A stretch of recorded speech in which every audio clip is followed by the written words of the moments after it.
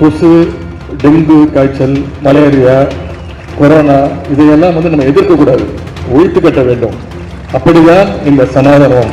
எங்களை பொறுத்தவரை ஹெச்ஐவி தொழுநோயை போல ஹெச்ஐவி போல சமூக which does not give you equal rights, does not treat you like humans, is not a religion. Over 3,000 years has been experiencing descent-based racialized oppression, exclusion in the form of Hindu religion.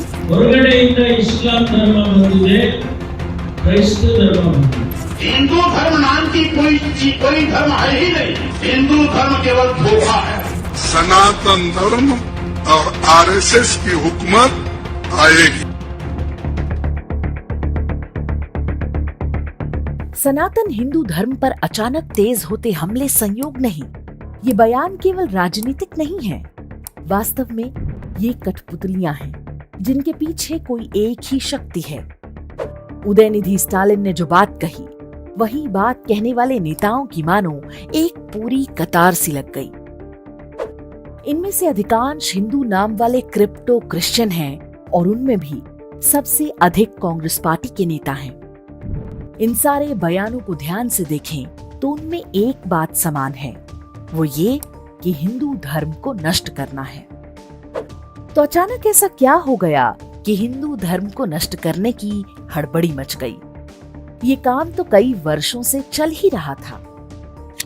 वे कुछ हद तक सफल भी हुए हैं, लेकिन अचानक वे इतने आक्रामक क्यों हो उठे हैं? इसका उत्तर है चर्च की बौखलाहट. भारत में योजनाबद्ध धर्मांतरण का कार्य सबसे अधिक ईसाई मिशनरियां करती हैं. बीते एक दशक में भारत जिस गति से विकास कर रहा है, ईसाई मिशनरियों के लिए धर्मांतरण कराना अत्यंत कठिन हो गया है. भारत में गरीबी नहीं रहेगी तो धर्मांतरण कैसे करेंगे? ईसाई मजहब के पास गरीबी और अंधविश्वास के सिवा बेचने को है क्या? एक दृष्टि कुछ महत्वपूर्ण आंकड़ों पर. विश्व बैंक के अनुसार वर्ष 2019 में भारत में 10% लोग गरीबी रेखा के नीचे थे. कोविड संकट के बावजूद ये वर्तमान में 8% से भी नीचे होने का अनुमान है. 2011 में गरीबी का अनुपात लगभग 23% था. स्वतंत्रता के समय भारत में 65% लोग गरीब थे. अर्थात भारत में पहली बार गरीबी की समस्या का उपचार हो रहा है. गांधी परिवार की कांग्रेसी सरकारों ने गरीबी हटाओ के नारे तो दिए, लेकिन कभी इसके लिए कोई गंभीर नीति नहीं बनाई.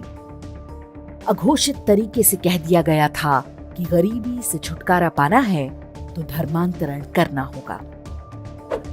सनातन धर्म को नष्ट करने की कांग्रेसी नीति बड़े आराम से चल रही थी, लेकिन तभी सेकुलरिज्म का नशा करके सोए हिंदू अचानक जाग उठे.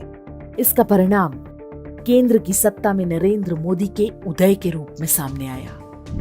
मोदी के आगमन ने हिंदू पुनर्जागरण की इस प्रक्रिया को और भी तेज कर दिया. आज भारत में हिंदुत्व की दिशा में वे कार्य भी हो रहे हैं जिनके 10 वर्ष पहले तक कल्पना नहीं की जा सकती थी. अयोध्या में राम जन्मभूमि मंदिर बन रहा है. काशी और मथुरा की वापसी की लड़ाई तेज हुई है. सदियों की दुर्गति के बाद ढेरों तीर्थ स्थानों का उद्धार हुआ है. वर्ष 2019 के प्रयाग महाकुंभ में जैसी व्यवस्था की गई, वो हिंदुओं के लिए नई बात थी. पहली बार हिंदुओं को लगा कि हम जानवर नहीं हैं. जिन गोवा और उत्तर पूर्व जैसे क्षेत्रों को चर्च के भरोसे छोड़ दिया गया था, वहां सनातन धर्म का प्रकाश फैल रहा है. कश्मीर में धारा 370 जा चुकी है. समान नागरिक कानून का सपना सच हो रहा है. सड़कों का जाल फैल रहा है. बिजली की उपलब्धता में भारी सुधार हुआ है. उन क्षेत्रों में भी सरकारी अस्पताल खुल रहे हैं जहां केवल मिशनरी अस्पताल होते थे. हो सकता है कि हमारी बहुत सारी शिकायतें भी हों, बहुत सारे काम नहीं हुए होंगे. विकास और विश्वास जैसी बातें सुनकर हम सबको चिढ़ होती है, लेकिन हमें समझना होगा कि वो विकास ही है जिसके आगे धर्मांतरण माफिया के पसीने छूट रहे हैं. भूखा और लाचार व्यक्ति ही चावल की बोरी के लालच में अपना धर्म छोड़ने को विवश होता है. चावल सरकार देगी और 5 लाख रुपए तक मुफ्त उपचार भी कराएगी, तो अंधविश्वास के दम पर दुकान चला रहे फर्जी फादर कितने दिन माल बेच पाएंगे? यूरोप के जिन देशों से इनको पैसा मिलता था, वो तो स्वयं ही चावल के लिए भारत के आगे कटोरा फैलाए खड़े हैं।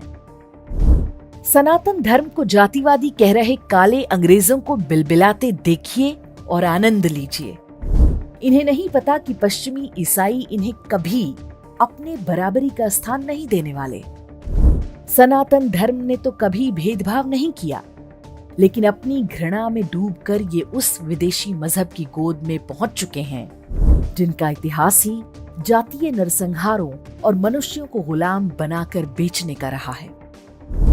हमें पता होना चाहिए कि दोनों ही अब्राहमिक मजहबों की किताबों में मनुष्यों को दास बनाकर खरीदने बेचने को सही ठहराया गया है, जबकि सनातन हिंदू धर्म में इसका एक भी उदाहरण नहीं मिलता।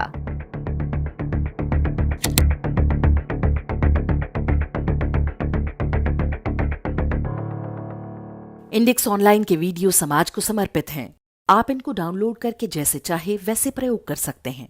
चाहे तो आप हमारे टेलीग्राम चैनल से जुड़ सकते हैं। वहां सारे नए पुराने वीडियो आपको मिल जाएंगे। हमारे सोशल मीडिया लिंक हर वीडियो के डिस्क्रिप्शन में होते हैं। हमारा एकमात्र उद्देश्य हिंदू समाज को जागृत और एकजुट करना है। इसमें सहभागी बने। धन्यवाद।